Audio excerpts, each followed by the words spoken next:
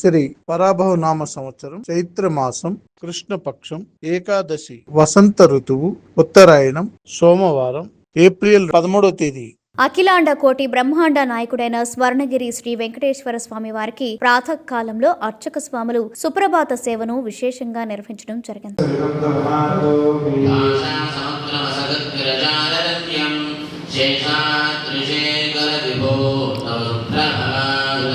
స్వర్ణగిరి శ్రీ వెంకటేశ్వర స్వామి వారి దివ్య క్షేత్రంలో ఈ రోజు ఏకాదశిని పురస్కరించుకొని శ్రీ వెంకటేశ్వర స్వామి వారికి ప్రాతకాలంలో అర్చక స్వాములు నవకలస పంచామృత అభిషేకాన్ని నిర్వహించారు.